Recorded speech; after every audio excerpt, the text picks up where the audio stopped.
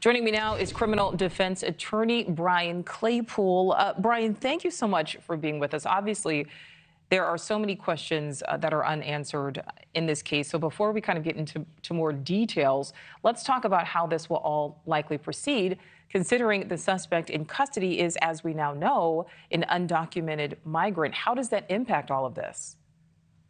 Hey, Nichole, great to be back with you. Like Laura said, I think the biggest issue in this case is how did this killer get into our country? He's undocumented. Laura said, how long has he been in the country? That's huge, Nichole. And I would ask Jim Jordan of the House Judiciary Committee to launch an investigation into this murder. Why? Because I represent, by the way, Nichole, the mother of Kayla Hamilton. She was murdered and raped by an illegal El Salvadorian immigrant gang member back in July 2022. Jim Jordan did a great job of investigating this. And we need to look at it from two angles. How did this guy get into the country illegally? Was he properly vetted? Did they not vet him? Did they check for any gang affiliations?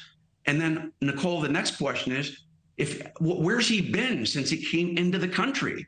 The Department of Health and Human Services should be involved as well in this investigation to find out where he went. Because an illegal, if they cross the border, they can't cross unless they're properly placed with a sponsor, with a relative. So there needs to be a really comprehensive investigation into all of this, because this is as tragic as it can get. Beautiful young teenage girl. Absolutely, yeah. And again, we know obviously the suspect, he is undocumented, but, innocent until proven guilty. But as you said, at the end of the day, there is a mother that is now grieving the loss of her teenage daughter.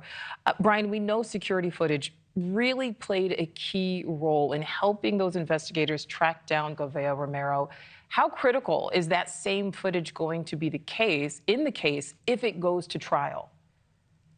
Yeah, the surveillance footage is going to be critical because it will likely place him at or near the scene of the crime. You're showing a picture of the car. If the car is near the Medina home, that's going to help. You see him running. There's another picture, and then most important, there's likely going to be some kind of DNA evidence from the perpetrator on Lizbeth Medina's body. And I'm sure, Nichole, that forensic and analysts and medical examiners have done everything they can to pull up any kind of DNA before they arrested him. And then also you can do a deep dive into that car. If he drove that car to the scene of the crime, then they're going to be looking for any blood evidence in the car, for example, any hair fibers, or is there any DNA of this man under the fingernails of Lizbeth Medina? So my hope is that investigators have some of this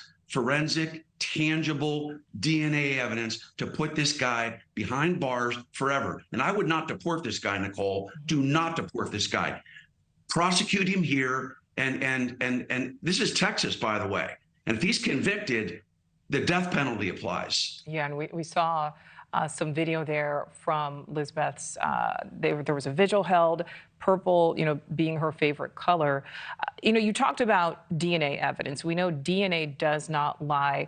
Again, we also know police are not releasing a lot of details, including the results of the autopsy report. You were just mentioning some of the things that may be found. How could that change things? And will they release those details, or is that something they will hold kind of close to the vest until this case potentially goes to trial? Yeah, great question, Nichole. Usually medical evidence, medical examiner evidence, autopsy reports are sealed. It's really hard to get those reports released when there is a pending criminal investigation. So I don't think we're going to see a lot of that before the trial starts. But rest assured, Nichole, if this case goes to trial, that medical evidence, the medical examiner's report, the DNA evidence, that is going to be the centerpiece of the case. Thank you for watching. Go to newsnationnow.com to find NewsNation on your television provider. And don't forget to click the red subscribe button below to get more of NewsNation's fact-driven, unbiased coverage.